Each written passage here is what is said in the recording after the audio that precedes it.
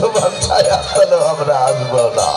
এই বসে দেখ, এই তুই তো আমার বোনের অনুরোধে বেঁচে আসিস, নইলে এতক্ষণে তোকে আমি শিরচ্ছেদ করতাম।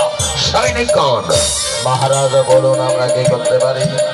এদের মায়া কান্না শুনে দেখে আমার কোনো ফল আসবে না। তোমরা এক্ষুনি আমার নির্দেশ নেবে, এই দুজনকে নিয়ে যাবে কারাকক্ষে, সব বাতিগুলো বন্ধ করে দিয়ে অন্ধকার রাখবে, একজন যেন আরেকজনকে দেখতে না পায় ঠিক সেভাবে।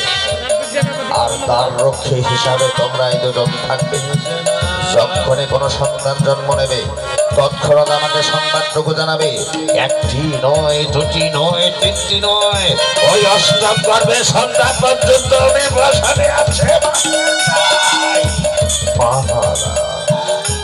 আপনি শান্ত হন আর যান বিশ্বনাথ, বাকি দায়িত্বগুলো আমাদের উপর ছেড়ে দিন।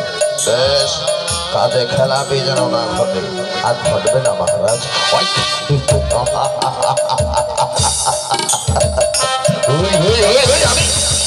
আমি জানিয়ে দিতে চাই, বুঝিয়ে দিতে চাই, এই তিলক জয় কংস কখনো হবে না ধ্বংস, বেঁচে থাকবে।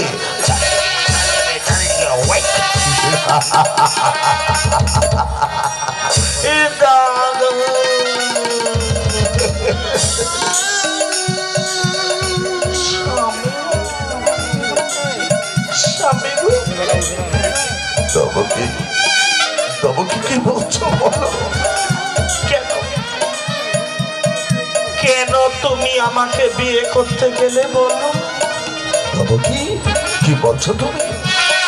হ্যাঁ গো, যে সুন্দর মনের মানুষটির গলে আজ ফুলের মাল্য পরানোর কথা, শুধু আমাকে বিয়ে করেছ বলে, এই হতভাগীকে বিয়ে করেছ বলে, তোমার মতো সুন্দর মনের মানুষটির গলে আজ সেখানের পালা যেতে চাই না।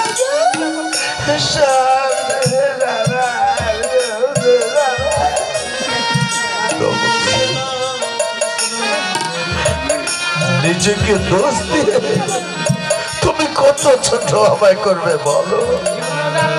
তুমি হয়তো জানো না যে বিবাহ বন্ধন কোনোদিন কারো নিজ ইচ্ছায় ঘটে না। বিবাহ বন্ধন কোনোদিন কারো স্বইচ্ছায় ঘটে না। অন্তর্যামী প্রভু ভগবান যার সাথে যার বন্ধন রেখেছে, কেবল তারই সাথে তার বন্ধন ঘটেছে। দেবকী, এই দেবকী, স্বামী, তুমি হয়তো লক্ষ্য করেছ অনেক বিয়ের পিড়ি থেকে হয় বর পালিয়ে যায়, নচেত কনে উঠাও হয়ে যায়। কেন পালিয়ে যায় জানো? কেন গো? কারণ ওদের উপরে অন্তর্যামী প্রভু ভগবান শ্রীকৃষ্ণের বন্ধন নিকট ছিল না, তাই বিবাহ তারা বিচ্ছেদ হয়ে যায়। স্বামী,